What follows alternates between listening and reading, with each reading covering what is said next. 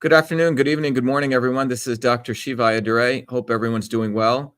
Today, we're going to have a discussion, a further discussion on, consciousness and questions.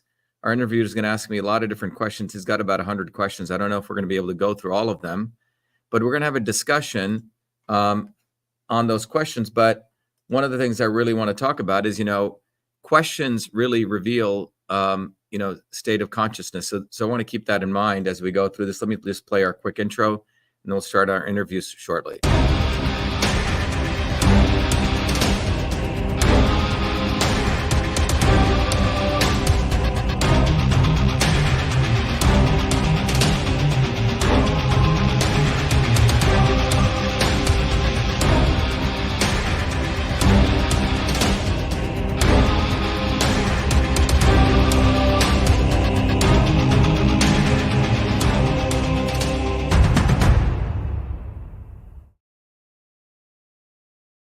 All right, everyone, we're going to have a discussion continuing with our questions on this interview. We have about 100 questions or so. I don't think we're going to get through all of them, but we really want to focus on one of my interesting topics about questions and how that reveals a state of consciousness. So that's where we're going to start. So let me bring in our interviewer, and I think he has to unmute himself.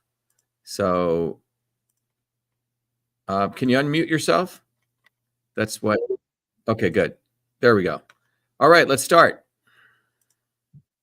Okay, welcome to the Matricist Warrior Chronicles, where we search for the one. Today we continue with Dr. Shiva of shivaforpresident.com by asking questions formed directly by rehearing carefully our February 23rd, 2024 first interview, linked to in matricist.substack.com. Dr. Shiva, to avoid interrupting as you speak, if it helps if one says something like next question, so we don't guess at the nature of a pause in your speaking. First question.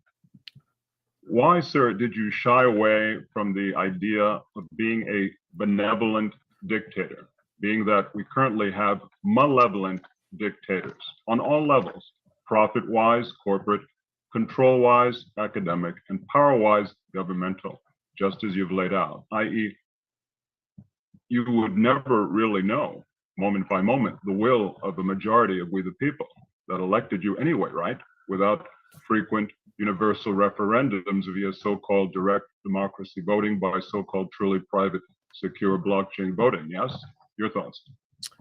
Well, first of all, again, as I was sharing when I started, the questions actually reveal, essentially the consciousness of the individual. And I'm not making a subjective statement here, but the concept of using the word dictator, benevolent or malevolent, assumes that we're already stuck in a particular mode of governance, right? One which is top-down driven, right? Because whether it's a malevolent dictator or a benevolent dictator, that question assumes that we have a top-down model.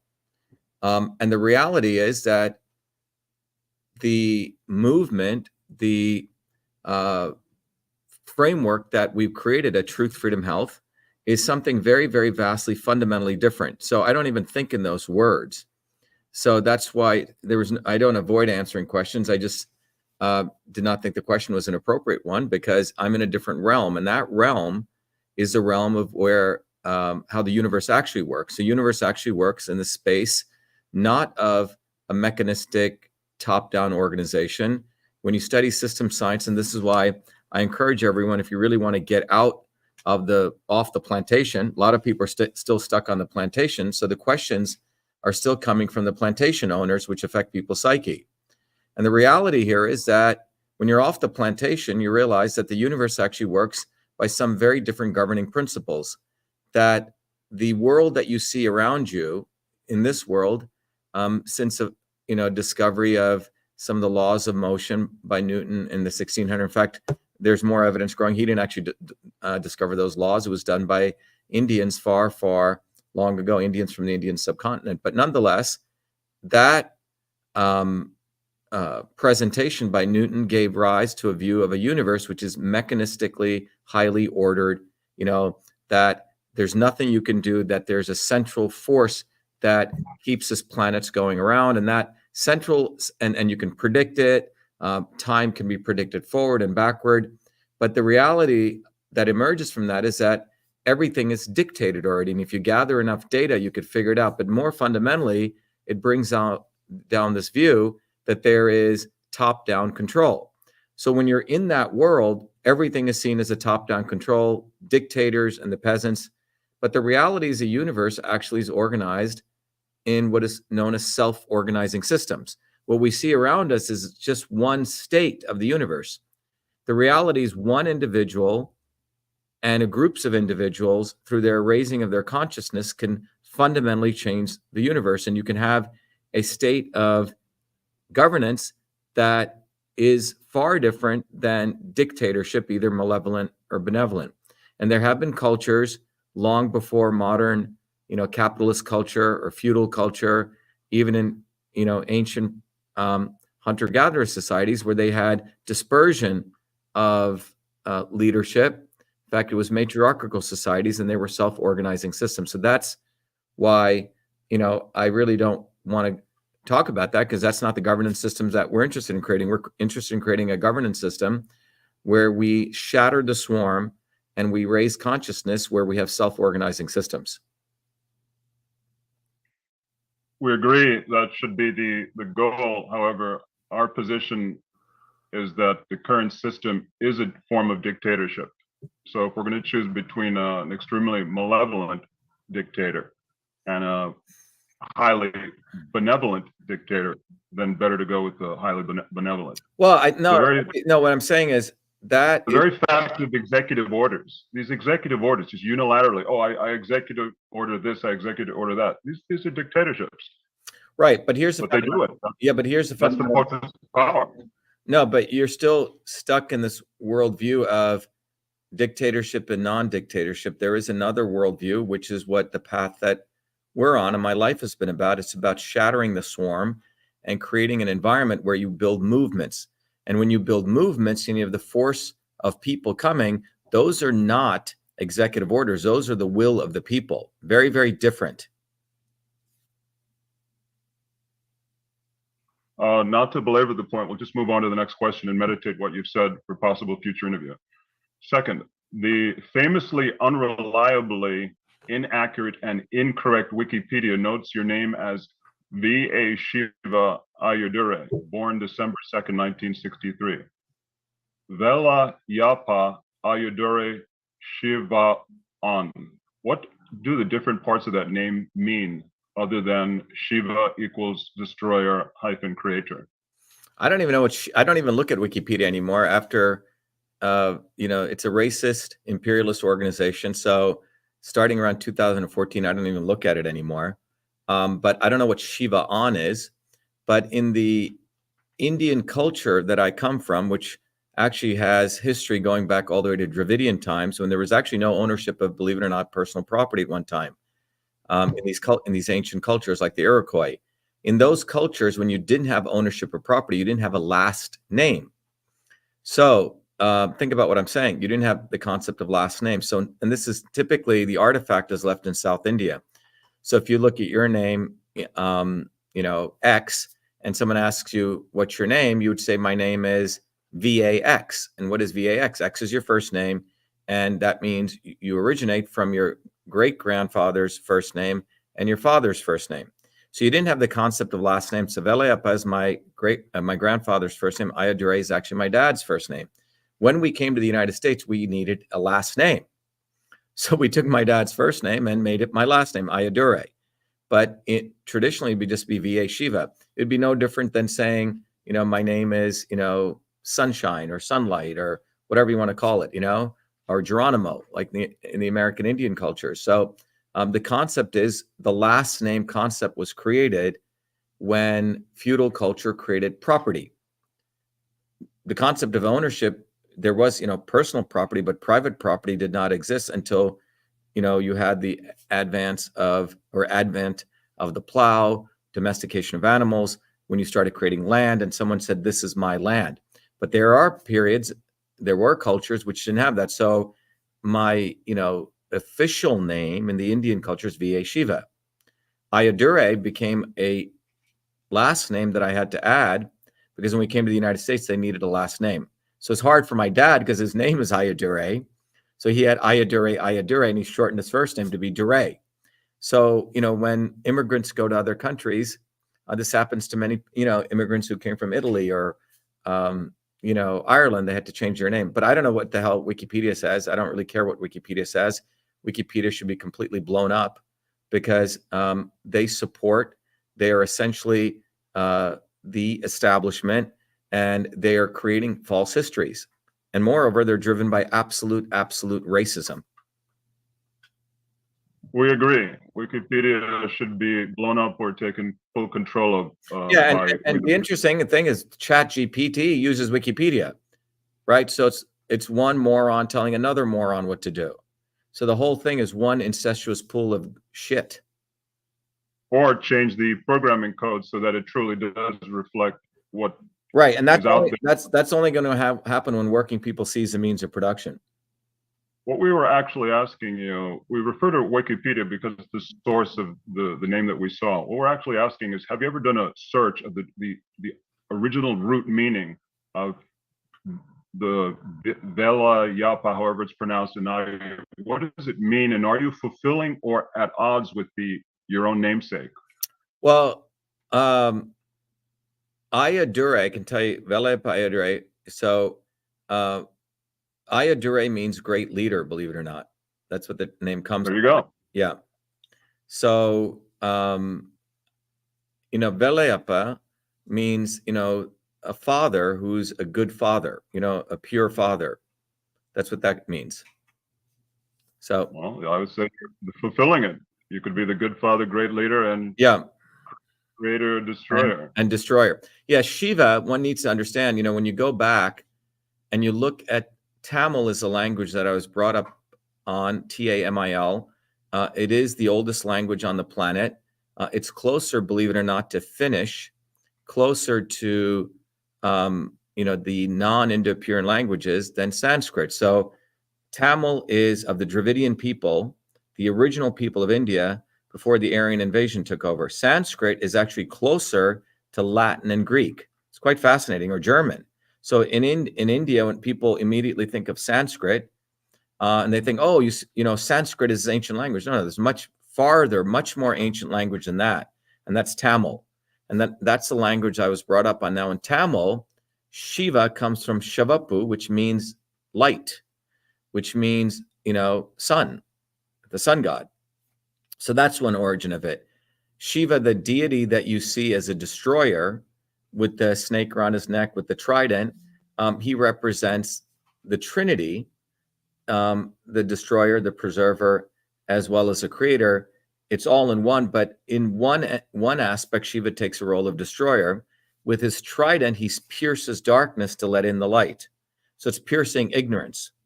That's what Shiva ultimately means in destroying evil, which is the same thing. Excellent.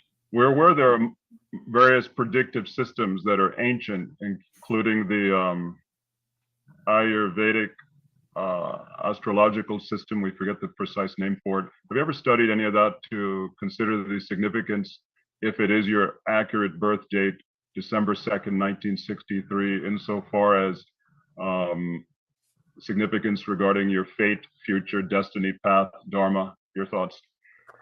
Yeah, look, as some of you may know, I grew up in an India where my, there's this caste system, but I grew up in a very, very, I don't want to use the word spiritual, but a very interesting family that was very connected to things beyond this world. And give you an example, my great-grandfather, I remember very, very vividly, incredible man. He was, 93 years old. He'd be working out in the fields. Now, he came he was an indentured servant, a slave. At the age of 12, he was taken into essentially slavery as an indentured servitude, and he went to Burma.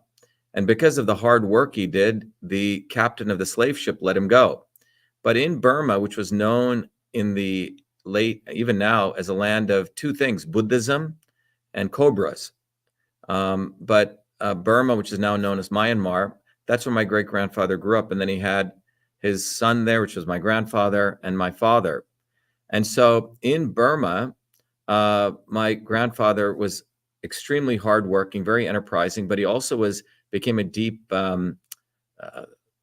shaman, yogi. I'm not sure what you want to call him, but he wasn't these guys who went off to the ashram and sat under a tree and meditated. He worked, full time as a worker, but he had learned some of these ancient arts from these yogis. By the way, Ayurveda is more the recent form of, medicine. The ancient system of medicine in the subcontinent was known as Siddha, Siddha. And it's fascinating because Siddha existed long before Ayurveda. And unfortunately, the preeminence of Siddha was subsumed by Ayurveda because of the Aryan invasion that took place. And we can have a longer discussion about this. But Siddha was what my great-grandfather was. He was a Siddher. And so he did some quite incredible feats. He would do penances. He would do what you would call miracles. My father, by the time my dad was around 5 years old, my grandmother only had one son, which was my father. And in those days, a woman was supposed to be very, quote unquote, productive and have many children. So they were going to marry my grandfather, this is in Burma, to another woman to have more children. It's unfortunate. So obviously my grandmother and my dad were quite upset. So my dad went to all these Buddhist monasteries in Burma as a kid, wanting to pray that he would have another brother so his father would not leave them. So anyway, my dad met what he describes as this Buddhist priest of the most eminent light, and he gave my dad a mantra, which is a word that you repeat, and taught him to meditate at the age of 5. And he said, don't worry, on this date you will have a brother born to you. And that was my uncle, who's also named Shiva, who was born, interestingly enough, on my exact same birthday, 25 years before me. So my dad continued to meditate. By the time he was 12, he was also, giving vibhuti, which is holy ash, and healing people. And my grandparents got quite concerned that my dad would become a yogi and leave them, or a guru. So they stopped him from doing that. So, I had that phenomenon with my father, my great-grandfather, when they came back to Burma after my great-grandfather passed, they say that punyam, or that spiritual gifts, passed to my grandmother. And so she was a village shaman. She could observe your face. She could predict what was going on. She could do all sorts of these wonderful things. And I grew up under all of this, people channeling spirits. My great-grandfather, it was just seen as a normal thing. So yes, I've had many, many opportunities to consider the origin, why I'm here and all those kind of things. But ultimately it comes down to one thing, which is you can have all these things in the stars, but ultimately it comes down to what you do today, here and now. It's no different than people thinking that, oh, I was given all this, therefore I'm going to get all this. But I always grew up in an environment realizing no matter what the stars said or what your karma, quote unquote, karma, which is a very wrong way of using it, that you still have to do the works in this world. What matters is what you do here and now, not what birth lottery you got or what's written in the stars. So I give very little credence to that, even though people have made all sorts of, very kind and wonderful types of projections as to why I was born. But ultimately, this is about what you do. I ask a lot of friends of mine who are Christians, I said, I asked them if I'll ask them, hey, is heaven the perfect place to be? They'll say, yes, everything's perfect there. So you believe in heaven? Yes. Then I'll ask them, well, if that's so true, what happened to Lucifer? Lucifer was in this wonderful place called heaven, and he wants to overthrow God. So obviously he must have had some ill will and evilness within him. And the conclusion that, and Christians don't know what to say when I say that. The reality is it's about consciousness. More importantly, your consciousness can go up or it can go down. Every one of us is prone for great goodness or great evil. It depends on what you do here and now, your deeds, not what is written in the stars. So are you saying that you are fulfilling what your birthday predicts? Well, or are you saying I'm fulfilling. Or are you saying it's irrelevant? I'm It's saying, irrelevant, so I'm you saying don't. it's irrelevant. I mean, the stars could say I'm going to be a great leader or this or that, but I could also end up becoming a total scumbag. It's irrelevant. It's based on what deeds you do here and now. And you can see this in a very different way. People are born into these very illustrious homes with lots of wealth, and they have everything, and they completely continue to rob people. Look at the Kennedys. Look at Trump. Look at all these people. They're born into immense wealth, but they just want to get more wealth. It's not like they become benevolent, good human beings. They become even greater scumbags. And of course, the deeper question is, can they help it? Is it in their genes? Is it in the stars? In any case, moving to a different subject, number 5. Yeah, we can answer that, but very briefly, I think, after a certain point in life, you have great choice. And we know epigenetics is there. So if we say it is in their genes, then we're letting people get away with murder. And if they're such horrible people and it's in their genes, they probably shouldn't exist on this planet anyway. We should, they shouldn't be part of at least our community if they want to cause so much devastation. And it's our duty to, get rid of these people. Part of your path was to create email, which makes everyone on the planet virtually, I would say approximately 80 to 95% have used email at some point. So that makes all of us intimately connected with you. And so it's ironic that that connection is becoming more obvious. And that's kind of what I have in mind when I ask this question, which is, what would the maximum price be to so-called prosecute, the word you use, for a patent, being that you say it currently costs $100,000, so it bars the average working class individual. What should the maximum price be? Instead of 100,000, should it be $100, $10? And then we'll move to the next issue connected to email. Your thoughts? Well, so the founders, we have to go, the US patent system was quite visionary when the founders created it. The founders knew that the strength of an economy is directly related to ideas. What do I mean by that? So an economy grows, and it hits a certain point where the economy leads to ideas. And then these ideas, if the economic system supports it, will lead to a whole different kind of economic system, right? Because ideas lend themselves into massive change. You create more humans, right? Population increases from those ideas, and those people create new ideas. So the idea was, it's like a flower blooming and blooming and blooming, right? So an economic system where you incent new ideas and the conversion of those ideas to things that advance humanity is a very powerful system. So the founders had this very deep concept about this. So they wanted to create a patent system. And the goal of the patent system was that you, as a human being who comes out of society, to incentivize you to become a creator, co-creator. And when you created something, they said, okay, when you make something, you're going to get 20 years ownership of that. That was a patent system. And for 20 years, you could reap all the rewards of your creation through royalties. And after the 20 years, it goes to society, which is pretty cool, right? So you get to make money, and then you get to transfer it to other people. They never envisioned that you would need, massive number of lawyers, that you would create a patent agency system. By the way, the patent agents and the patent office are incentivized to do what's called a triple header. Reject a patent, then accept it, right? And at every time you apply, you have to pay filing fees, and you have to pay more filing fees and more filing fees. So there's an incentive in the patent office to make money off filing. Even though you may have a legitimate patent, they reject, then accept it. This is sort of a normal practice that they do. It's a game. When you look at that, the real issue is, where is the work going in for the patent? First of all, the patent agents are being paid by our tax dollars.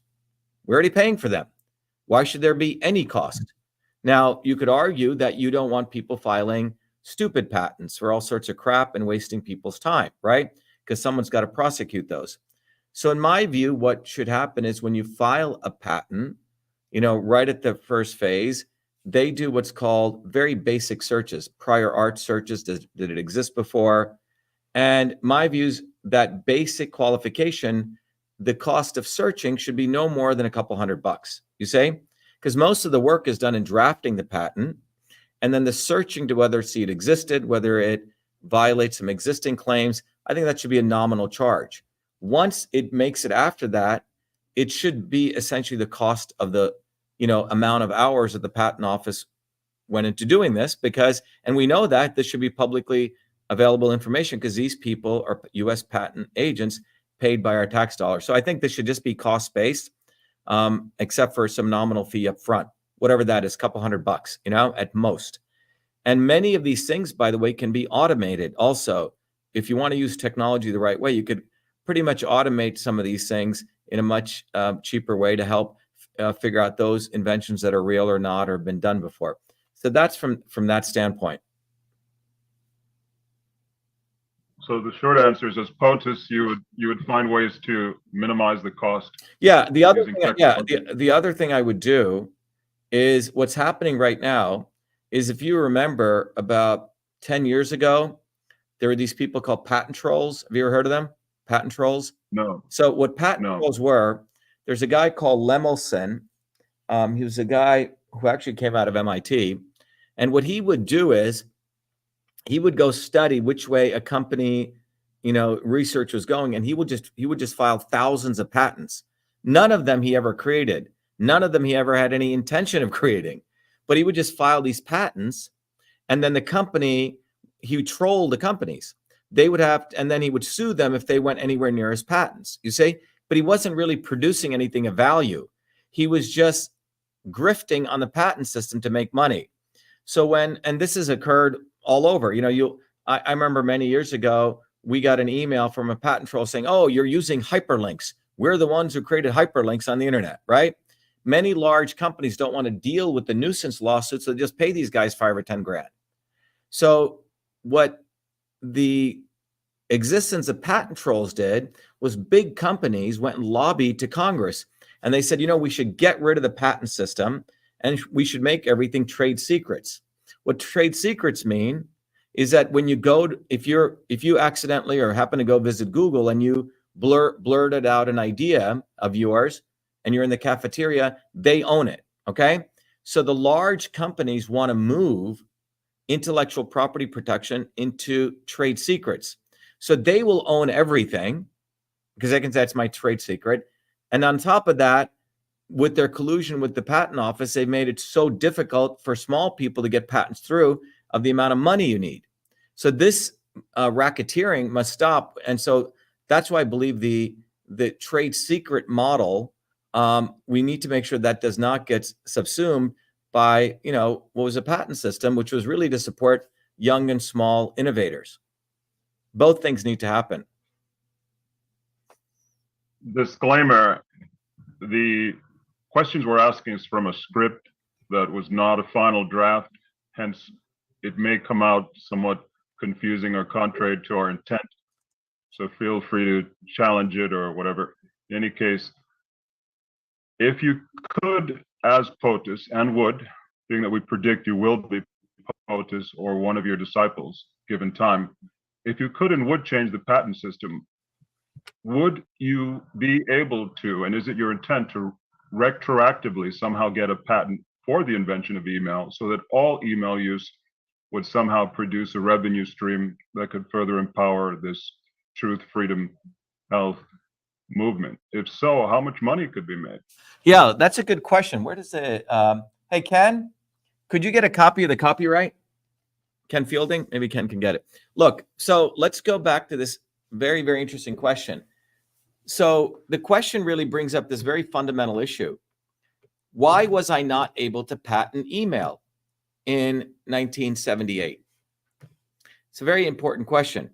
You see, because the morons who run the swarm, who are in the establishment, are frankly dumb fucks who don't even understand what's going on in the world. They're always 20 to 30 years behind. So let me explain what I mean by that. In 1978, when I was writing software to create email, invent email, you have to understand, in 1978, could you protect software? Well, the Congress of the United States didn't even know what software was. I remember coming to MIT in 1981, my mechanical engineering professor said, "Oh, you're just typing on the computer." because you couldn't see software, people thought diminishes its value. They just thought it was something you were writing, right? Like writing a book, or you were writing a play, or you were writing a movie script, okay? They didn't know what software was. It's quite fascinating, but software really was a digital machine. You were putting code together, you were creating something, in silico on the computer, but no one knew what software, or we knew what software was. I, as a 14-year-old kid did, but people in Congress had no idea. So 1978, what were the laws to protect intellectual property? You had patents for physical devices, things you could see. Oh, I see this microphone, I could protect that. I see this iPhone, didn't exist then, but a phone, right? But they couldn't understand the concept of software. However, in 1976, you had the Copyright Act of 1976, which could protect movies, plays, script, etc. All right. Now, remember, I had no interest. I didn't even know what intellectual property was. I was 14. I was very excited that this medical school allowed a 14-year-old kid, treated me as an equal among people who were 30, 40 years older than me. And I was given access to computers, and I could solve a real problem. I could create the electronic version of the interoffice mail system in its, digital form, or create the paper version of the interoffice mail system, inbox, outbox, folders, BCC in its electronic form. That's what I created, and that's email. So I was more excited. Didn't even hide any of my work. I shared it openly.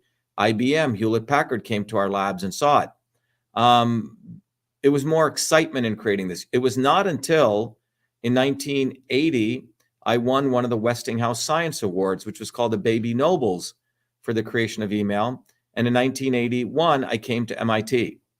When I arrived at MIT in September of 1981, the front page of the MIT newspaper heralded 3 of its 1,000 graduates who had done something of note. And I was one of the people, my work was mentioned in there, having invented the first email system. Now, again, being brought up to be an unfortunately over humble Indian kid, I said, oh, that's pretty cool. They're recognizing me.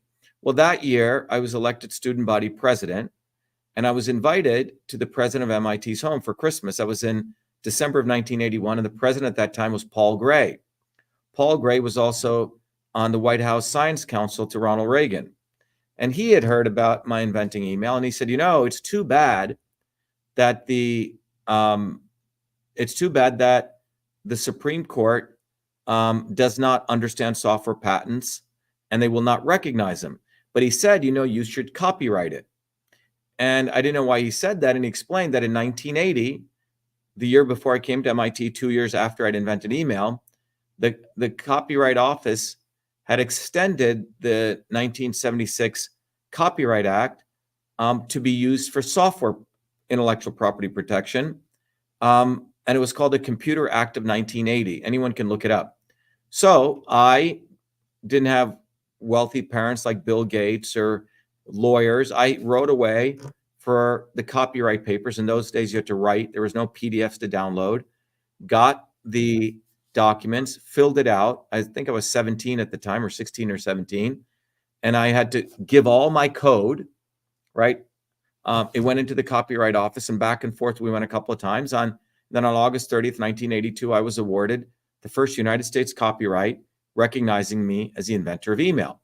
The unfortunate thing is copyright is only for the explicit code, right? Like, here's a book called Arts in the Internet, and this is copyrighted.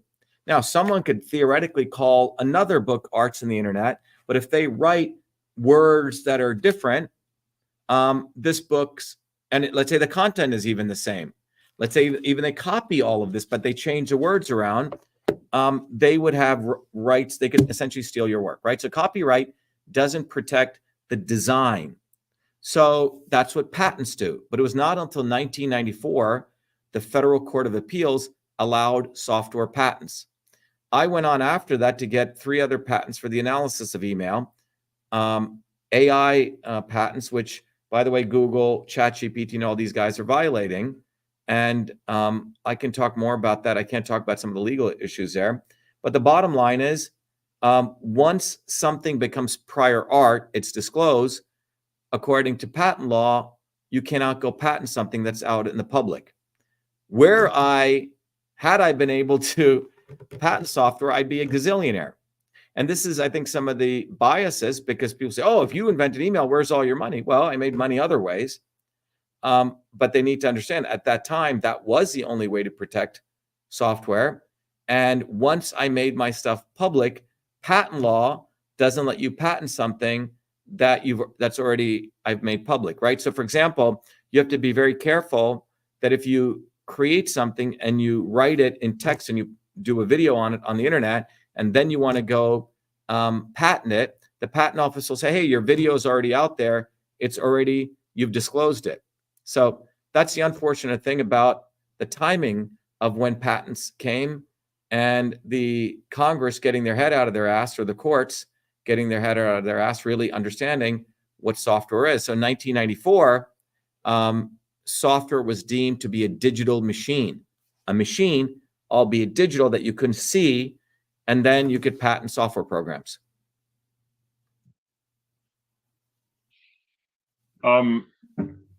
So it sounds like you're saying it's impossible at this point. However, an associate once said, we believe accurately, what one lawyer can do, another lawyer can undo. Yeah, I mean, there are some very interesting angles. I've explored these.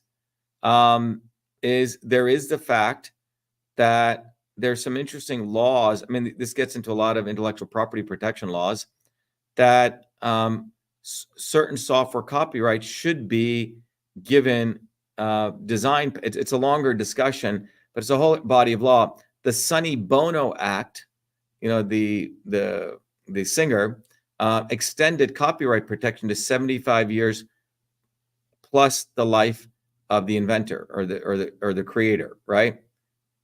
So you get a little bit of longer protection, but copyright protects a literal work. Okay, we're just going to ask several questions, and you'll pull out the relevance and the intellect or intelligence or lack thereof. Let's just spit this out quickly. If you could make all the money by retroactively claiming and having patent control of email, how much could that potentially be?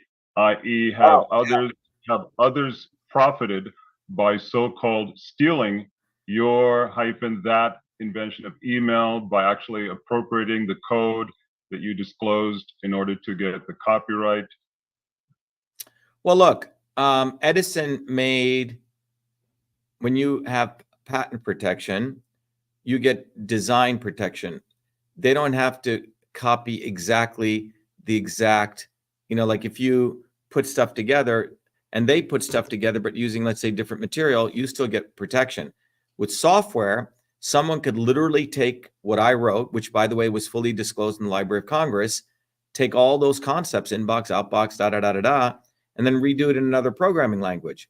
The copyright protection doesn't protect that, unfortunately, right? But in the world of physical stuff, it would get protected. So that's why patent protection is important.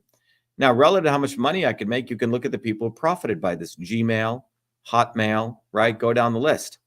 You could look at anything that has that structure of inbox, outbox.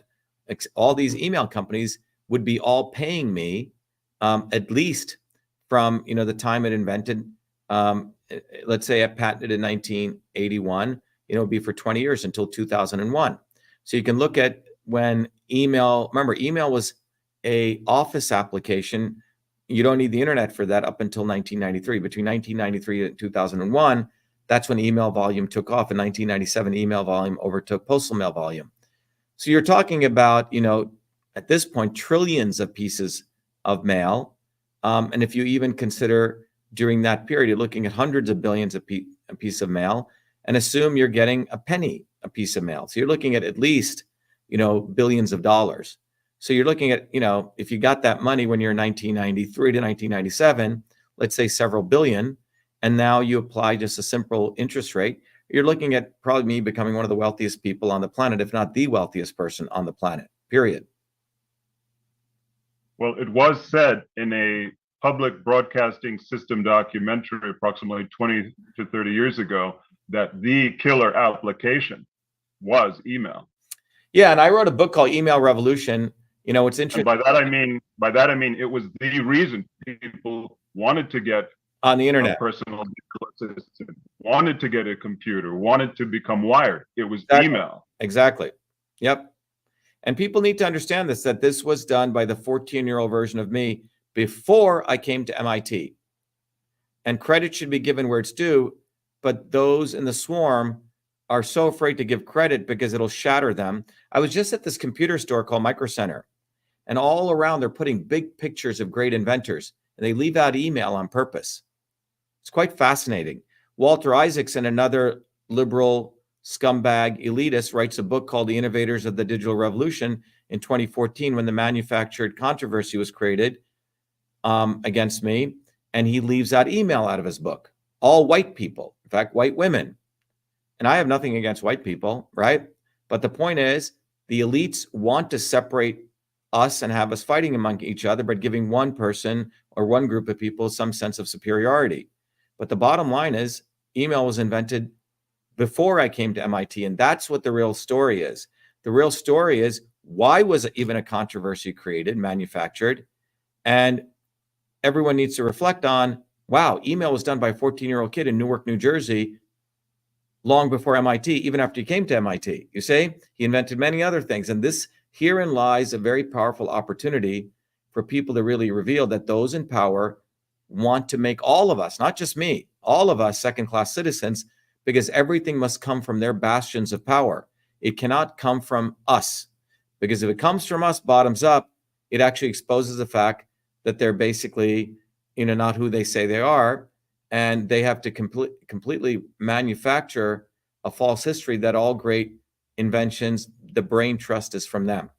And that's what's powerful about the story of email. It completely exposes that. But to your point, email was the killer app, is the killer app.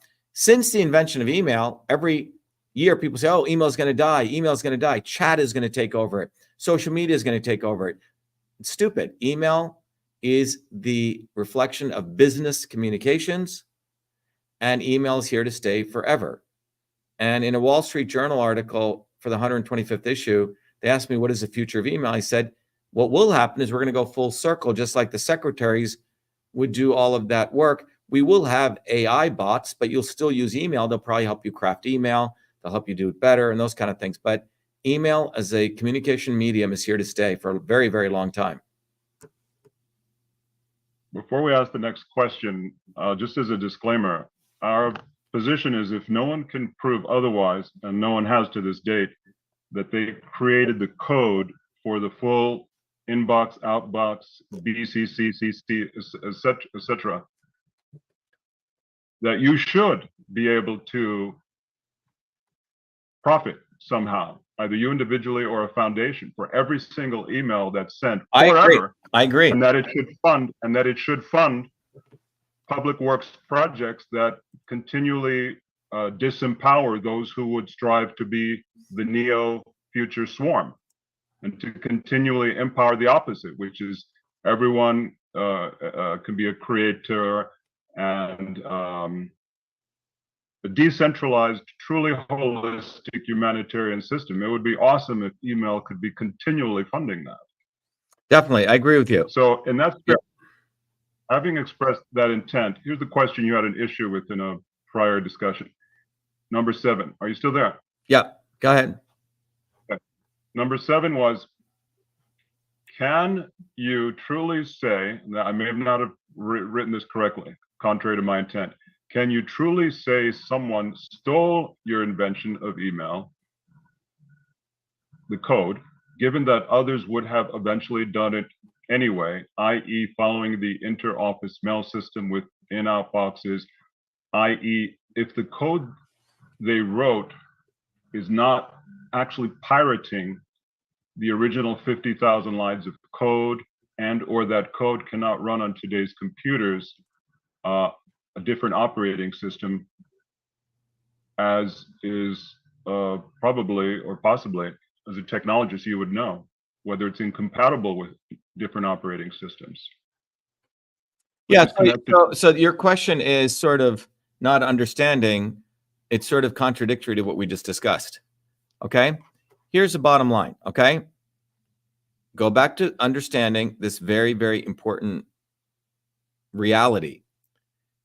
You are assuming that email and the construction of software is the same as writing a book, okay? Now, if I write a book, every word and, in a particular language, and someone just wholesale copies a book, right? That would be, you're defining copying. Oh, that's bad, that's copying. But when you write software, which copyright does not protect, it's the ideas, it's the design, the concepts, okay? When you go look at a patent for an iPhone, you're not patenting the exact software in the you're not patenting the manuals in a certain language. You're patenting the ideas, the concepts, the architecture, the structure. Okay, that's what patents protect. That's what I created: the inbox, the outbox, the folders in electronic form. Had patent protection been there, I'd be getting, I'd be a gazillionaire among gazillionaires. So you need to understand that you are misapplying, and I'm not sure what the intention of doing that is, and maybe you didn't, maybe had we had this conversation before, is that you're applying copyright law copying to patents, okay? The point here is that software as a digital machine should have been allowed to be patent, which is what I created, all right? And because, and after 1994, software you could patent. You don't have to, you're not copying the exact code. If you created a spreadsheet program, which had the concept of cells, which had the concept of doing formulas, that concept can be patented. You follow? And you have patent protection. Prior to 1994, if someone wrote a certain spreadsheet program and they're the first creators of the spreadsheet, someone could copy their code and change 1.5, and they would be, but still that's violation, right? Because the laws weren't set up, that's inappropriate. You see, moreover, here's the bottom line. This is like saying, oh, someone would have created the light bulb, someone would have created that, therefore the guy who did create it first should not get credit. It's absolutely nonsense, right? The reality is I busted my ass as a 14-year-old kid, stayed awake until 2 a.m, and I was the one who first created it. Sure, someone would have created the light bulb, someone would have created the airplane, someone would have created an iPhone if whoever didn't do it first. But the issue is there was one person who did it first, and the founders, and the concept is you have to give credit where it's due. So I find it fascinating that people, and don't take this the wrong way, ask these kinds of questions when the receipts that I have are so numerous. I have all the code, it's in the Smithsonian, I have the proof I did it, I've won awards. Do I have to be a white-skinned guy with a Zionist last name, with blue hairs and blonde eyes to get credit? Complete, not unquestionable credit. No one asked Bill Gates, show me the code. Did you create DOS? Which he didn't, by the way. No one goes, asks, Steve Jobs, show me that you actually created the iPhone. Why not? But I'm put under the most strictest scrutiny in spite of all the data that I put out there. Oh, should you get credit if someone else would have copied it after you? It's a stupid question. I'm sorry. Don't take this the wrong way, but it shows whether you are aware of it or not, or maybe, an inherent bias towards people of color who create stuff and the scrutiny that they must undergo. It comes from a misunderstanding of the nature of copyright as opposed to patent. The expression of the idea, not mimicking move by move. Yeah, I mean, someone could take this book is copyrighted. A good example I can give you is Romeo and Juliet. When Shakespeare wrote Romeo and Juliet, someone else could write Romeo and Juliet, or West Side Story, right? Is obviously Romeo and Juliet, right? Titanic. Yeah, or Titanic, etc. Movie. Right.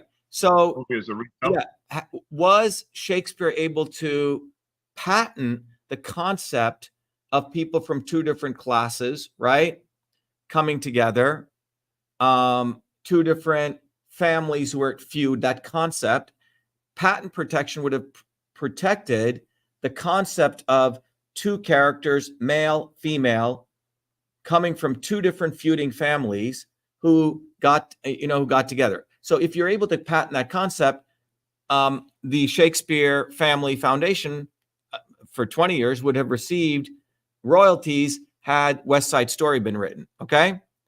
But copyright wasn't intended for that, right? But digital machines and software, right? You could argue potentially, when people come up with wild new concepts, they should get credit. And this happens in the movie industry where you have a script, and if someone, steals certain types of common scripts, there are laws for that, right? It seems like if you throw more money at it, you can get that. But the point is that I wasn't creating a script when I wrote email. I wasn't creating a movie. I wasn't creating a book. I was creating a digital machine.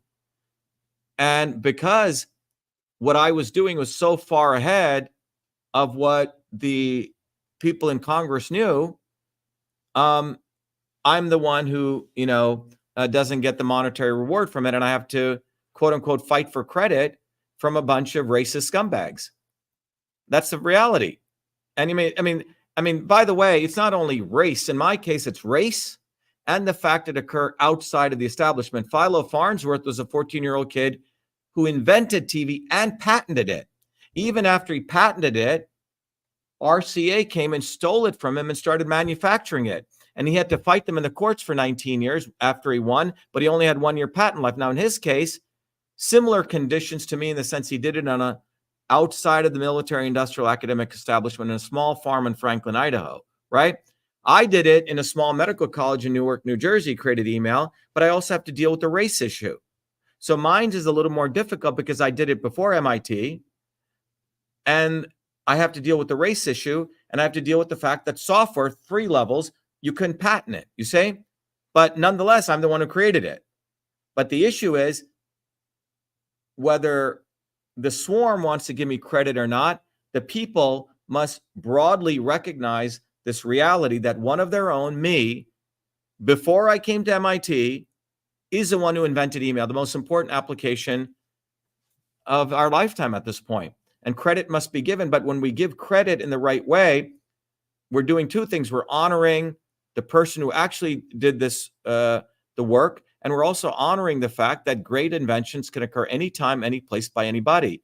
You don't have to be anointed. Now, the problem they have with me is I did email before I came to MIT. Then I came to MIT, won all their awards.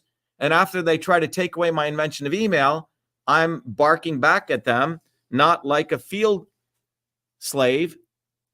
Not like a house slave, but like a field slave, because I'm not on their plantation. And this is what bothers them. What bothers them is that I'm a field nigga and I'm fighting back for what's rightfully mine.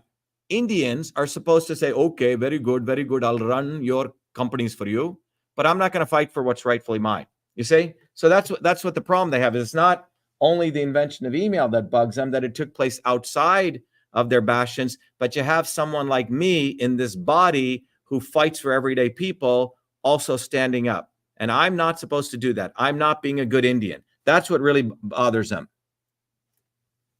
To try to bring closure to this issue before moving on to the question of who should not be imprisoned by the swarm. This is what we're learning. It's irrelevant that the 50,000 lines of computer code, the language called Fortran, does not run on other operating systems. Doesn't matter whether it does or it doesn't. The issue is that you used computer code to organize a method by which one can electronically, at a distance, have different devices communicate with one another, mirroring the interoffice system of inbox, outbox, CC, BC. You reproduced what secretaries had to do with old-fashioned typewriters in electronic form. That's the invention. Yeah, and more importantly, if you look at it, it's the receipts. The documentation is black and white. That's what it is. But no, wait. Let me just show it to you. I want to show it to everyone here listening. The documentation, yes, a whole website. And you can see all the codes. The code is right there. Here's the first email system. Here's all the code. Where no one else has all this. I wrote it. I'm telling you, was my last name Einstein? Okay. Was I born in a white skin? Did I have blue eyes? I'd be on the stamp in every part of the world. And this is not, again, about race. It is about race. You can't ignore it. It is not. It would be wrong. But it is fundamentally about the fact that email, Well, not even a gray area, respectfully, was created before I came into the swarm's bastion, which was MIT. You see? That's yeah. Respectfully, sir, Dr. Shiva, being that you yourself concede that Farnsworth, a white guy, was young, he did TV before, yet they stole it from him. That to us indicates it's not a race issue. However, no, it is. No, it is a race issue. It is race. Wait, stop. Stop. It is race. What you have to understand is, in my case, there's many levels of oppression. There's the oppression of the fact that it was done outside of their bastion. That itself is very big. You got what I'm saying? If I was even Farnsworth was white. Yeah, but he's got a statue of him 60 years later. Okay, in Congress.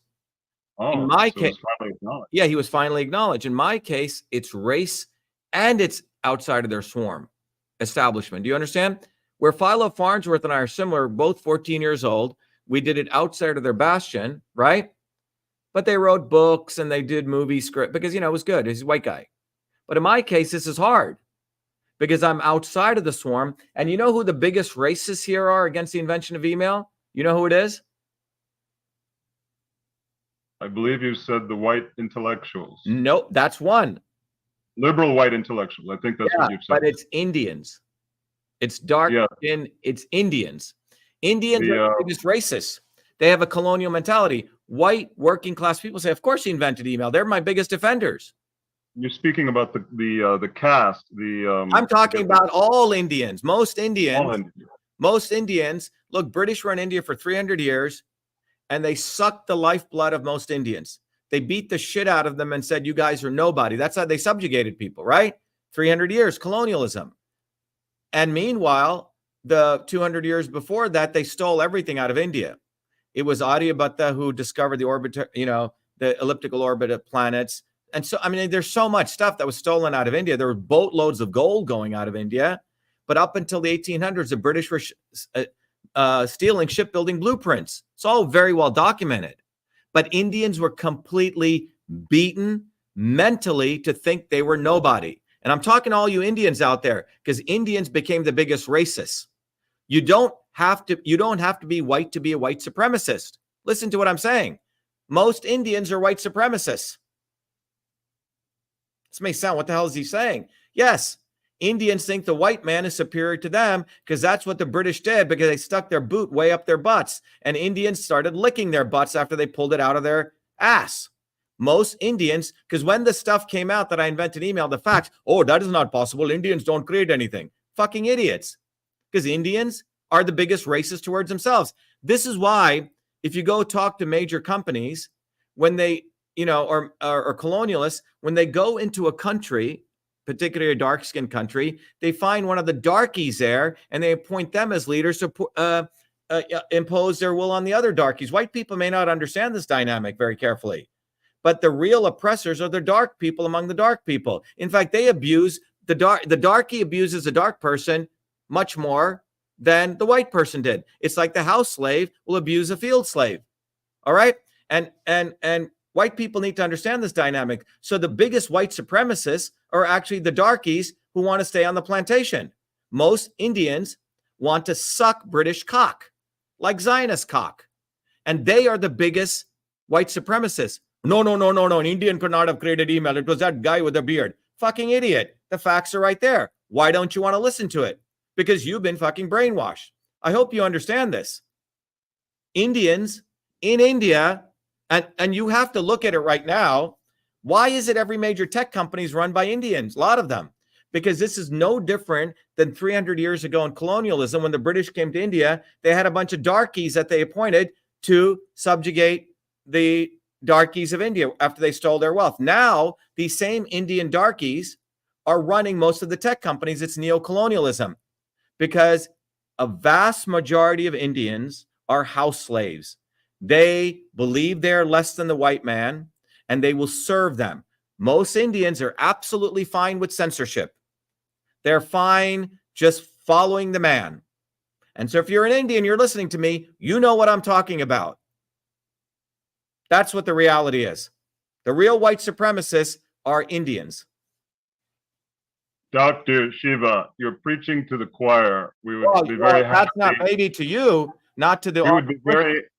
We here at Matrices Warrior Chronicles would be delighted. We would jump for joy if you and or a disciple of yours became president. However, our position personally as a group, us, we think what it ultimately comes down, the reason they don't want to give you the credit, the reason they attack you is because of power, profit, and control. They don't want to give you the gazillions of dollars that they would have to pay you. Right. Because even all those people that have used email, if you didn't pay for the email itself, you were paying for the internet service provider on a monthly basis. That's a lot of money that would have to be returned in order to tap into the killer application of email. So ultimately, and the problem with race is you have to either find some documentation or read the mind of someone to know whether they have a religious issue with you, a political issue, or a racial issue. That's a challenge. And indirectly, you can infer religion or politics. No, stop. You're wrong. Okay, because you haven't walked in my shoes. You don't know what you're talking about when it comes to this. Race and capitalism, racism and sexism are the pillars of capitalism. You got to understand this because you're just talking theoretically. What I'm asking. No. You got to stop and listen because you made some commentary that is absolutely false, and it's something that needs to be corrected. Racism and sexism have been used by the forces of power, profit, and control to maximize power, profit, and control. Let me tell you what I mean by that. If you have a factory and you have black workers and white workers and women and men, there's a reason that they use racism. Racism was used where they paid the white people a little bit more than the black guys or the dark guys, so they'd have the black guys fighting the white guys. And women were paid a little bit less than the men. So they had women, the genders fighting each other, and black and white fighting each other. The person who got paid that $2, $10 less, the black guy did feel the racism. All right. So you got to get out of this white set mindset. Oh, it's just money. It is money. It is. But there is also racism. You see, it's this and that. And I know because I've had to experience both. So you have to understand, yes, I agree with you that it is that. And it is racism is going to end when white people call out the white racists. Let me listen to you. What I'm saying is this: for far too long, this is the way, and it's very important to understand this. White people need to call out white supremacy because what's happened is black people and white people are pitted against each other. And the only way out of racism in this model is that white people have to recognize it is the liberal white elites, and now it's the multiracial elites, who have created this environment.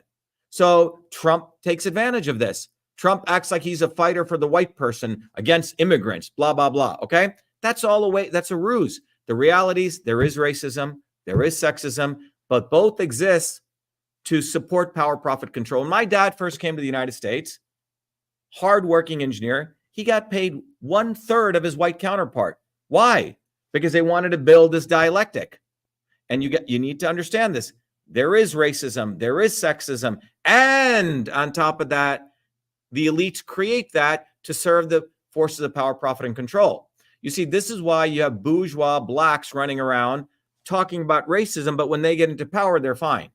The reality is that this ultimately affects a vast majority of working people to pit them fighting each other. There is both. They have to make white people feel like, oh, we're the only great inventors. Darkies can't invent. And what it does is it puts us fighting each other. It is very important that white people recognize, you know what? That darky did invent email. And you're not going to pit me against my fellow brother. This is what needs to happen. Dr. Shiva, do not misunderstand. We do agree there is racism, there is sexism, and what we would even call religionism. Our religion is better than your religion. There's all of that. What we're saying is that it can be challenging to know what is the thought of a specific individual. as to what's motivating? Is it just the money, the power, the profit, control, or do they also, as an individual, think my religion is better, my race is better, my sex this is a longer thing, because these brainwashing ideas over time affect everyone. I just shared with you that the average Indian does not think any Indian created anything. They've been brainwashed. They're the biggest racists. You say it is a constant process of continual injection of brainwashing, and this is what goes on. Racism is a tool of the elites. It is not. It is something that is imposed on everyday people to create superiorities, to create differences, but nonetheless, that racism is imposed on people. Sexism imposed on people, saying one religion is better than another. Communalism. In India, a politician, or even in the United States, you have a Jewish politician go among the Jews and say, oh, the Catholics hate you, or a Catholic politician go among Catholics and the Jews hate you. You see? So they use racism. Racism is a very powerful weapon, and the only way it ends is all of us admonishing it and viciously fighting against it. So if you are whatever race you are, you got to recognize that email was invented by a dark-skinned guy in Newark. Newark is predominantly African-American. Most white people are still afraid to go to Newark in New Jersey. You can't miss that. You can't miss the fact that I'm in this body. You can't, oh, there's no racism. Philo and you were the same. Yeah, Philo and I were the same, but we're also different. I've always had to deal with two issues: that I was really smart and I could execute things, and I had to do it in the skin. You say? I had to deal with both. And that's okay, then we're going to move on to issue number 9, extending from the prior interview, having to do with who should and should not be in prison. But before asking question 9, to close on this email race issue, we will concede that if I were a betting man, I'll put it that way, if I were a betting man, I would bet on the side of you being correct, that as a group, as a whole, one racial group that has more power, profit, and control is acting not just because they want more power, profit, and control. It's because they think their race is better, or no, it's a little more subtle than that. Not only do they, or their religion is better. No. What I'm saying is they're doing it for even something more insidious. They're doing it because they want, and you got to listen to this. They want to make sure the race of people that they. So if you're a white elitist, you're subjugating white working class people. So you go attack someone who invented email who's of a different skin color to make the white working class feel good about themselves because you want to control them. That's what's going on. It's much more deeper than that, because you have to make them feel good that they're better than these people. And that's how you keep them controlled. This is very closely related. If we want to get into a deeper discussion on Zionism and why the Zionists collaborated with the Nazis. The Zionists loved the Nazis, because the more the Nazis attacked the Jews, they could win more Jews over to their crazy nonsense. Okay? So it's a very interesting, contradictory phenomenon, but they control their own race because they're also subjugating white people, right? Bill Gates subjugates white people. Hillary Clinton subjugates white people. Donald Trump subjugates white people. So he's got to make them feel good. Well, how do you make them feel good? As he's sticking, the rod up their ass, he's saying, oh, the blacks can't invent anything. The brown people, you're the best race. So he makes it about race to make his constituency, his fake constituency, feel good. That's what this is about. This is not about racism. It's about using race to advance your own power, profit, control. They hate poor white people as much as they hate poor black people. Then we agree, because that's what I was saying. They use it as the excuse. Religion is used as an excuse. Politics as an excuse. Race as an excuse. And they may even believe their own lies. Right. This is why it becomes preeminent that people actually do call out racism. Like they have to articulate this, not pussyfoot around it. If Dr.SHIVA was white, he'd be on the cover of every Time magazine. You have to, and a white person needs to say that. And the more they say that, they eliminate this division that they create among black and white. It's very important.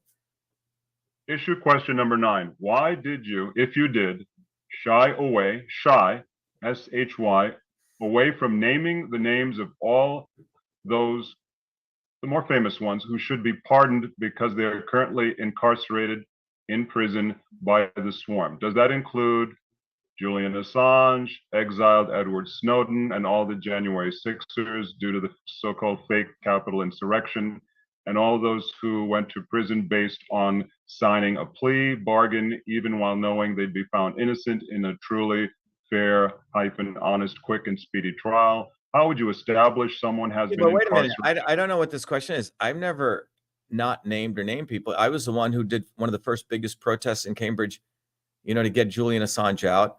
I'm the one who called out Trump on January 6th. I'm the one who said I'd pardon everyone. So I don't know where this question's coming from.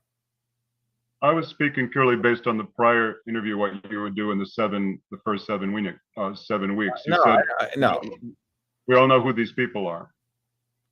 Yeah, we don't know every single name of all those people who are there. You can go find it online, but that's not the point. The point is I'm the one who ran one of the biggest protests in Kendall Square to support Assange's exit. We just were not aware of that. We've seen many, part or all of many of your videos. You can go find on Twitter. It was, I'm the one who first called out Trump. We had a big bus that was supposed to go down to January 6th, and I saw this guy, Ali Alexander, and I stopped the bus because I knew something was really fishy. I went after January 6th to January 7th, and I called out Trump. And I'm the What about Edward Snowden? Well, look, Edward Snowden, I'm not sure where Snowden is actually coming from. I have to be honest with you on that. We're not either. There's something that doesn't feel right about Snowden to me. Mm-hmm. What about the large group of prisoners out there who signed a plea bargain saying, well, I'm guilty, and that was only because they were threatened if you go through a trial. Yeah, what happened? Force a trial, and we're going to give you many more years. Yeah, to accept less. I said as president, I would pardon all of them. The more important thing is the deeper issue here is the following. You go look at the video that we did exposing Trump. He tells people, I'm going to march with you, and then he gets going the other way. That entire January 6th, in my view, was a honeypot that was set up to find all these people and throw them in jail. And Trump was part of that. He helped organize that. He was wholly part of that. And notice he didn't pardon anyone when he was still there. He could have pardoned all of them. He pardoned Kushner's father, who was a blackmailer. He pardoned thugs. He didn't pardon Assange, but he did, he didn't pardon those people, and he didn't pardon any of the people who fought for him. It's a disgusting human being. How would you establish someone has been incarcerated based upon trumped-up charges, no pun intended?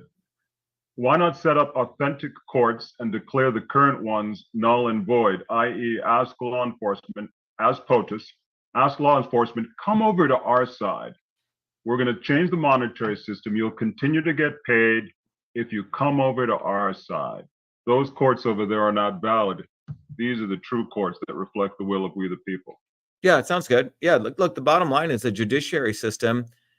When you walk into a court, you're walking into like the 10th century. It's one of the most backward systems. All of these judges, all these federal judges, all of them should be thrown in jail and impeached. They don't serve people anymore. The more important thing is you have to understand that lawyers, who do lawyers work for? And I did a whole video on this. Lawyers work for the government. Serve the judges. They do not serve you. If you are particular, look, I just spent all morning, we're filing, we're escalating our lawsuit against the government, CISA. I have to do my own lawsuits, 2 major lawsuits that I'm doing. I can't have lawyers do them because the last time we had a lawyer did it, as I was winning, the lawyer and the judge colluded. Lawyers work for the judge. Lawyers work for the government. If it's ever you versus a government, the lawyers are going to fucking sell you out. The fundamental issue is how many of you have actually written a lawsuit and actually won and represented yourself in federal court? I know very little people. I have. So you're looking at someone who actually does his own lawsuits. We were just down at the post office mailing out, 100-page complaints and summons to Elon Musk, Mark Zuckerberg. It's a 140-page lawsuit. I do my lawsuits in addition to doing all this other shit. So you know, I walk the walk. So all of you guys, if you want to learn how to file and you want to walk the walk, let's see you file some lawsuits against the government on your own. We've repeatedly heard the term and are surprised we've not heard you say it. The technical term, officers of the court.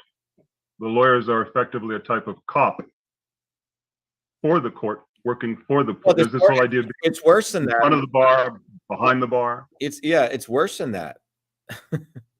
They're not only working for the government.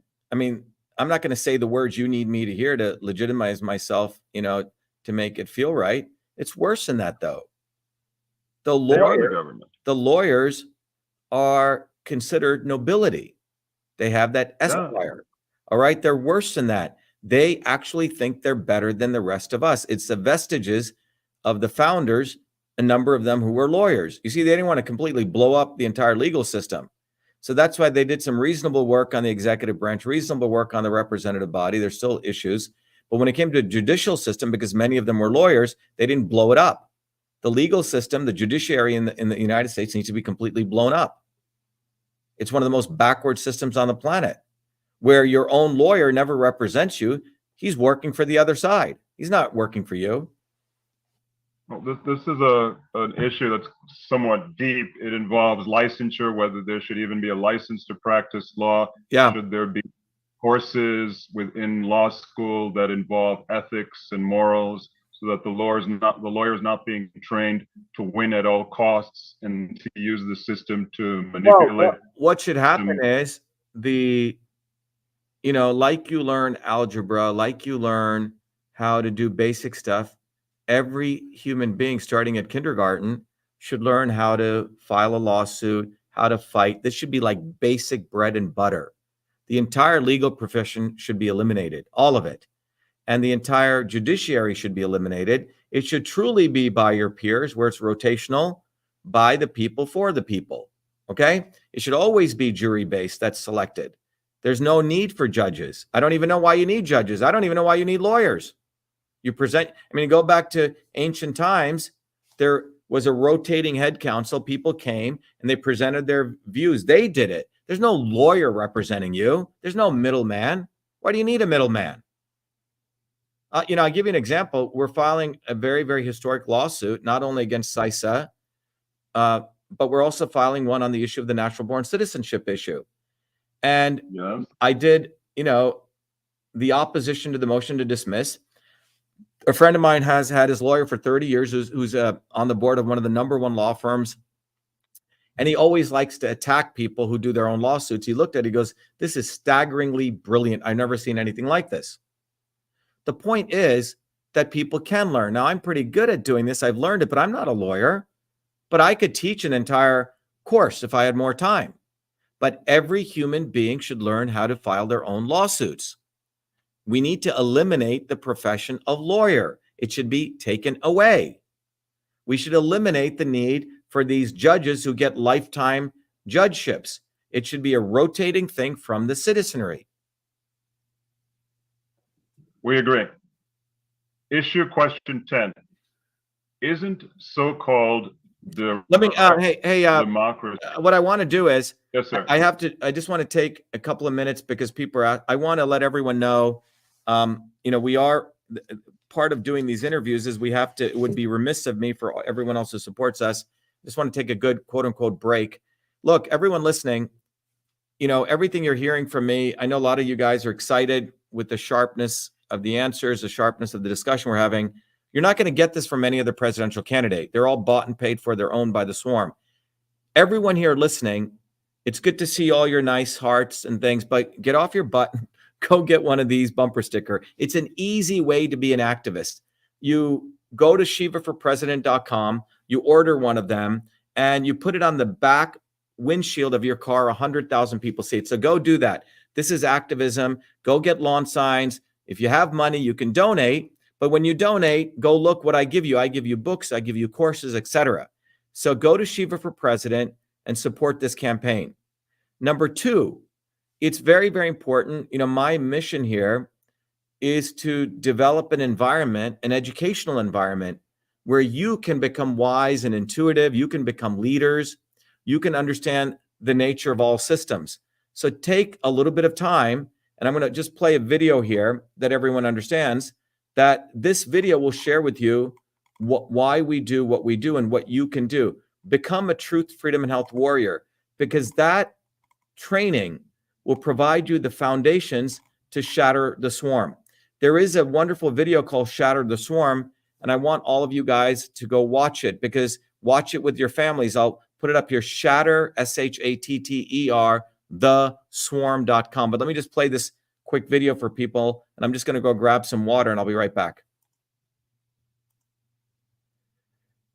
There we go. We have allowed our country to be taken over from within, and the end goal is you will have a homogenized world where we will become slaves, because there is a condition among the elites that really thinks they're better than you, deep down inside them, that you don't deserve the freedoms you have. They don't. This reality is what people need to wake up to, and we need to all unite working people. There's only one movement that can do that, and that is the movement that we started creating here in Massachusetts, the Movement for Truth, Freedom, and Health. Look, I've been a student of politics since I was a 4-year-old kid, studying revolutionary movements, left wing, right wing. There's a physics, there's a nuclear science to destroying the establishment. To build a bridge, you need to understand Newton's equation. You need to understand the laws of gravity. You need to understand Poisson's ratio. There is a way to build a revolution. And that's why I put this together. My goal is to train an army of truth, freedom, and health leaders. We don't need followers like social media. We need leaders, but they need training, because the educational system does not teach them history, nothing. So in 3 hours, that's what I've started doing. That's the solution. We got to train people. First, with understanding what a system is, the dynamics of all systems that affect nature. The second is understanding the interconnection between truth, freedom, and health. Freedom is the ability to move freely, communicate freely, talk freely. Without freedom, you cannot convert ideas, hypothesis into truth, which is science. And without freedom, you can't really get to truth. And without truth, you make up fake problems and fake solutions, which means you destroy our health. And without health, which is the infrastructure of us and our body, you can't fight for freedom. Truth, freedom, health. Third concept is it has to be bottoms up. Working people, people who work uniting. And what the right wing has done is whenever you say working people unite, that must be communist. Meanwhile, they've let the Democrats run unions, which suppress workers, completely corrupt. But when you look at the arc of American history, it's been when working people came up. We need to go local. Every solution I'm coming up with as a part of this movement, we're giving the science, which is the truth, and then we tell people what they can do on the ground. Like with election fraud, you don't need to wait for some lawyer. Our goal is to train people to go local, to go local, to go local, fight locally. Forget lawyers, forget politicians, forget celebrities. You got to learn politics, and there is a science to it. They lock us down, we should be ready to shut them down. And the fourth part of this principle is the not so obvious establishment. So when you look at a system, there's always something that disturbs you from getting to your goal. Well, the biggest disturbance is the not so obvious establishment, which are those people who claim they're for you, on the left and the right. The Al Sharptons who tell black people I'm for you. The Tucker Carlsons. Do you think any true anti-establishment person will ever be on Fox or CNN? I don't think so. They both mislead working people back into the establishment.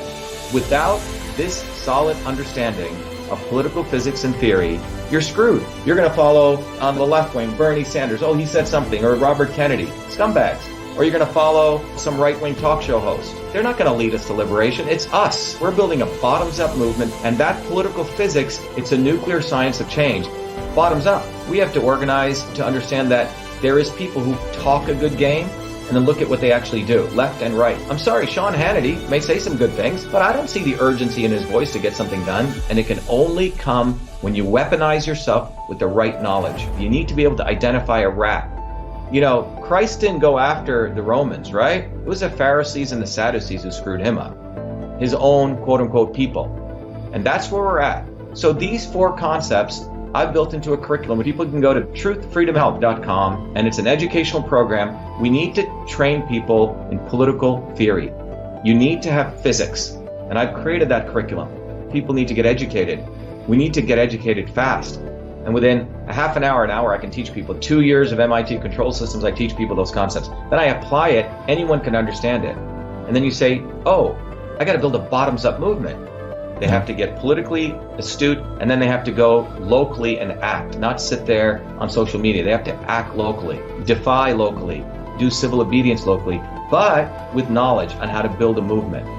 Now, the Senate campaign's expanded to the Movement for Truth, Freedom, and Health, and they can find it on truthfreedomhealth.com, so people can sign in, they can get access to a bunch of videos. If they want to take a course and become a Truth, Freedom, Health leader, I offer a full scholarship there, but we want people to make a commitment that they'll study, that they'll get certified, that they'll go do activities on the ground. So go to truthfreedomhealth.com.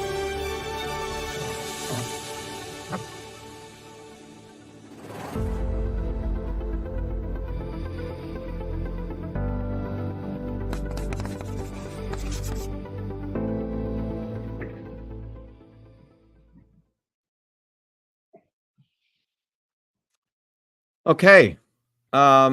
Where should we start? Continue? Hello? Yes. Yeah. Can you hear me? Yeah. How about another 5 minutes? I'll continue. Yeah. Let's do another. Sure. That sounds At good. your convenience. Yep. In any case, in the prior interview, what you would do in the first 7 weeks as POTUS, you said everything, if we recall correctly, should be by direct democracy, whether it's as small as repairing a local pothole to a larger issue. However, this forced us to ask the question, how to resolve the following. Isn't so-called direct democracy identical to what many have called mobocracy, also known as rule by the mob? And isn't that anti-democratic, as that majority may be enlightened fools that want to do things antithetical to freedom, such as medical tyranny, consensus, so-called science, and anti-systems thinking, living, i.e. against everything to which we the people may be opposed, or minority of the people? How do we resolve that problem? Well, there's a underlying assumption in your theory or in that comment that people will not do what's advantageous for them. What we really need to understand is that the way democracy is run right now, it is run in a fascist way. People can't even exercise their choices. You have to just sort of step back and look at what we have right now. The representative democracy we have now, the people who quote unquote, represent us, they're chosen through an electoral process that itself is completely rigged end to end.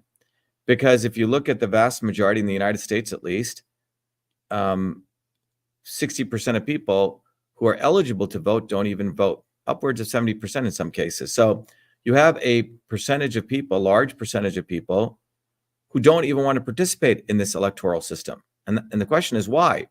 These people are actually quite bright people, because they know, and I've experienced it directly, is that there's 4 levels of this kind of fraud that takes place in a quote unquote current bourgeois democratic process, which is they don't want any outsiders even getting any visibility, number one. This is why we tell people, go get us visibility, get one of these bumper stickers. It's a very powerful way, because you're getting the word out, but they do not want people to get any visibility.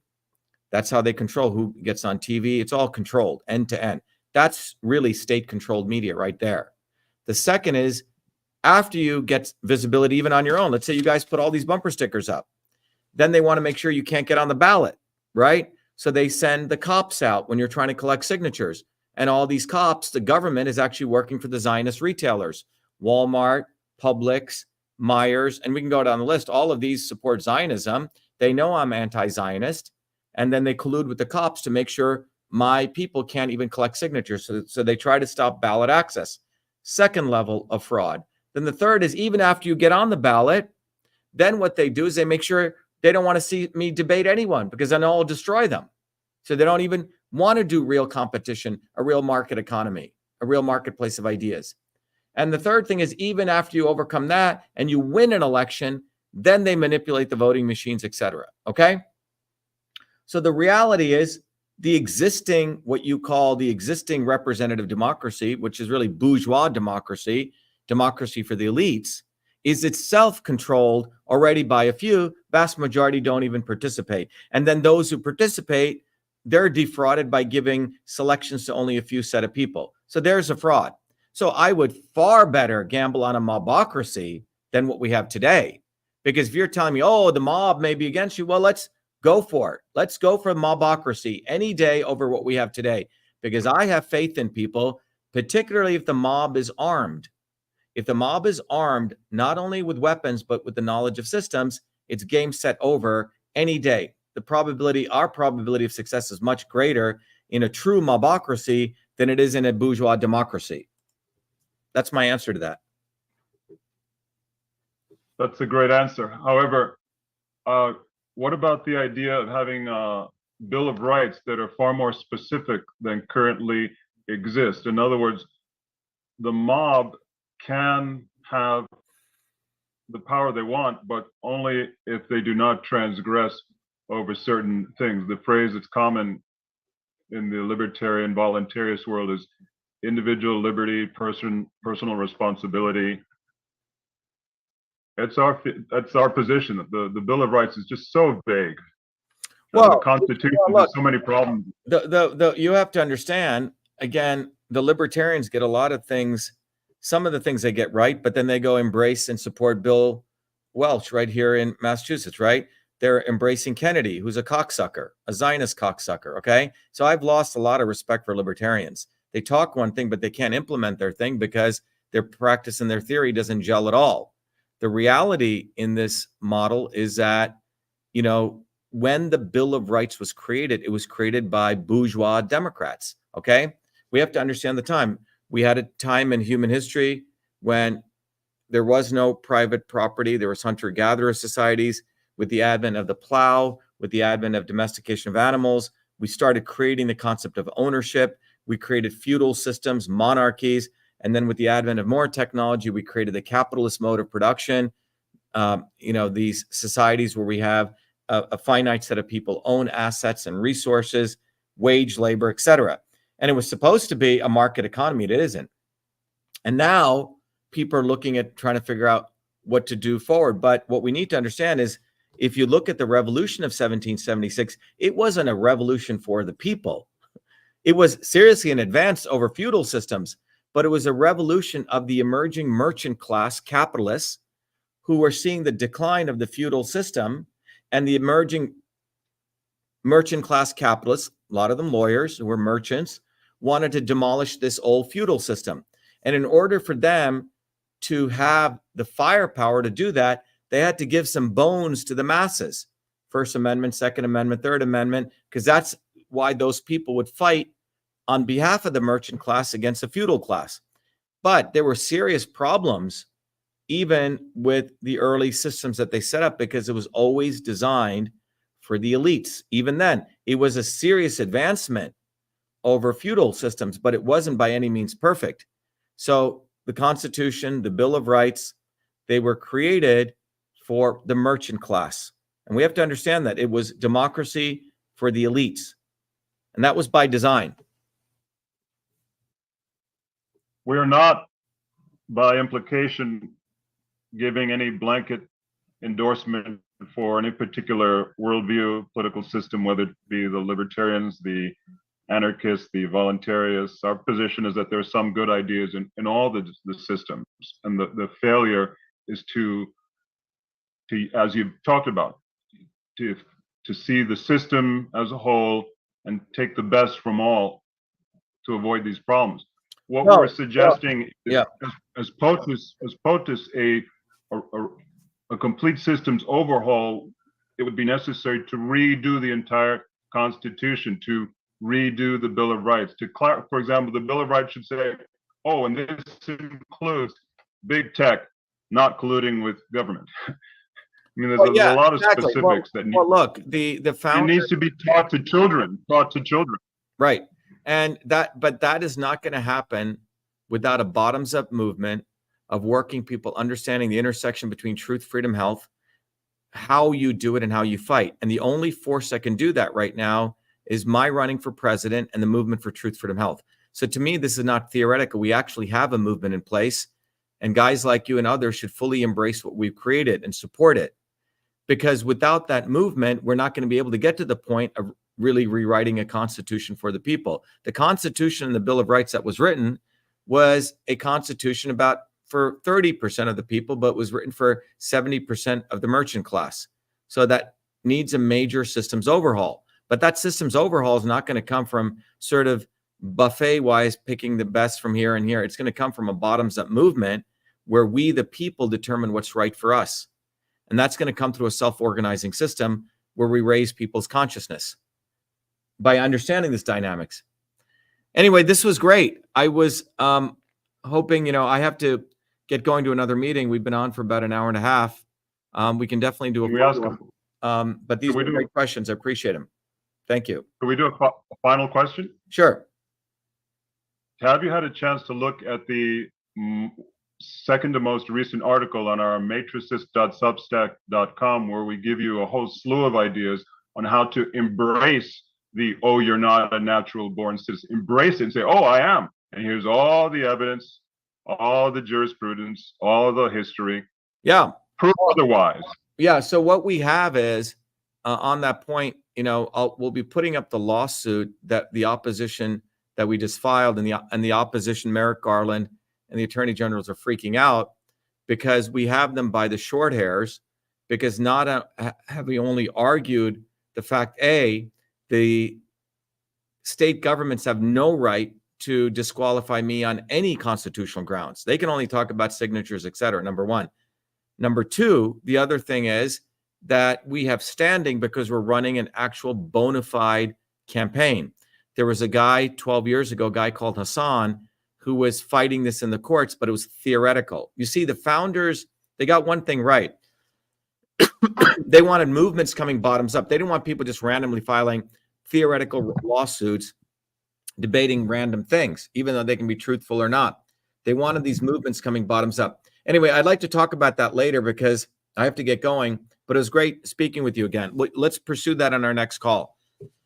Thank you, Dr. Shiva. Be well. Thank you. We'll reconnect again, but we should do a follow-up. Thank you. Okay, sir. Okay, Good night. well. Yep. So to all of you, I hope that was valuable. I hope it gives you really an idea of where our campaign is coming from, how we think about things. As I leave, I want to ask all of you to go to shiva4president.com to get involved in our campaign. Get involved in educating yourself. When you invest in Truth, Freedom, Health, you're investing in yourself. You buy a car, it depreciates in value. When you invest in education, it never goes away. It's one of those rare assets, especially if it's good education, you increase in value. So go to truthfreedomhealth.com, become a warrior scholar. It's a way that you can support the videos, the work that we do, but more importantly, it's a way that you're supporting yourself. And by the way, when you go through that program, you can give away that course to as many children as you want once you graduate through it. But get involved, become a Truth, Freedom, Health warrior, go support our campaign.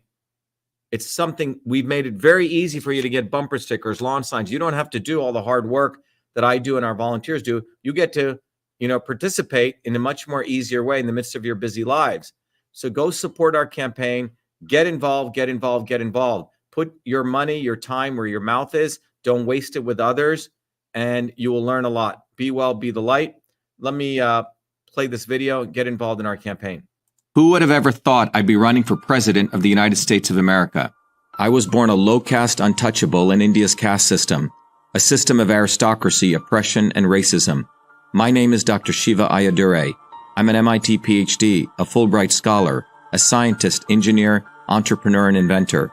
My family and I left India to come to America on my 7th birthday. I grew up in the working class neighborhoods of New Jersey, playing baseball, mowing lawns, painting houses, and coding software. My friends and neighbors are blacks, Italians, Irish, people of all races.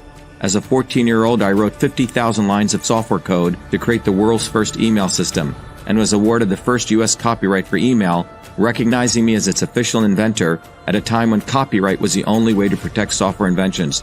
I did that long before I ever came to MIT, revealing that big innovations can occur anytime, any place, by anybody. Growing up, I saw politicians dividing us by race and religion in both America and India. to have us fighting each other while they remain safe in their gated communities and in their playgrounds of Hollywood, Martha's Vineyard, and Silicon Valley. I'm a fighter. I fought racism and exposed their imperialist wars, fought for workers and put my life on the line against global corruption.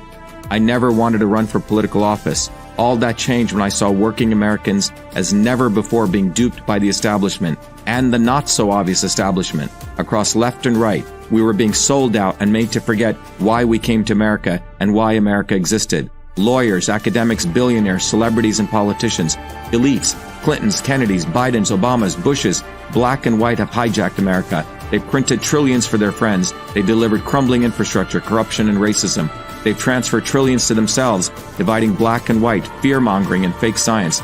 Lockdowns and censorship, dirty air, food, and water, pushing drugs upon us, making us sicker. We've been sold out. One set of rules for them and another for us. We deserve a warrior with a history of courage in putting everything on the line for you, who believes in you, not them, who has created a movement bottoms up for truth, freedom, health.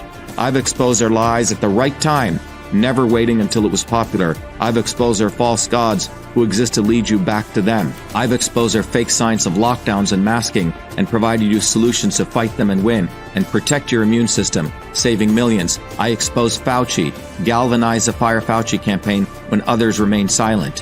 When they stole our election, we sued the government and Twitter in our historic 2020 federal lawsuit, exposing in bare view the government and big tech censorship infrastructure, the unholy alliance between government and social media companies. Where was Elon and his grifters? They stood by the sidelines and did nothing. They did not use their megaphones to help us when it could have made a big difference. Now our movement grows for truth, freedom, health, independent of all of them. Every day millions are learning the science of systems, the knowledge the elites do not want you to have, so you may learn how to think, stand up, and fight, independent of the establishment of left and right and their fake heroes. Now it's time for you to join the movement, to win back America, to win back truth, win back freedom, win back your health. That's why I'm running for President of the United States. This race is about you. This race is about truth, freedom, health versus power, profit, control. We've had enough. They think we'll fall in line and vote again for their lawyers, celebrities, billionaires, and chosen ones from above. We choose our heroes from below, from the rank and file, who do what is right at the right time, not when it's convenient and popular. They can never represent us. What America needs is a movement by the working people, for the working people, who are educated, organized, decentralized, and fight for independence from their systems of control. And that movement exists. It's ready for you. We don't need them. We need us to go bottoms up, neighbor to neighbor. My journey, your journey are all the same. It's our time. It's time we had one of us. It's time to win back truth, freedom, health, to win back America. Be part of this historic movement all the way to our victory on November 5th, 2024. If you're an American citizen, pledge your vote now for Dr. Shiva Ayyadurai, the independent candidate for U.S. President. No matter where you live, you can be a part of this. Volunteer as little as 20 minutes a day. Don't delay. This is Dr. Shiva Ayyadurai, and I approve this message, paid for by Dr. Shiva for President.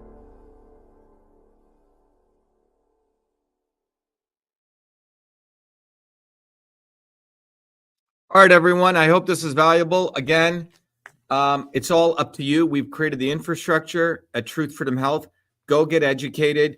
Every Thursdays, we have an incredible orientation right there. You can go to the orientation at vashiva.com/orientation or come to our town hall, shivaforpresident.com/town hall. Get involved.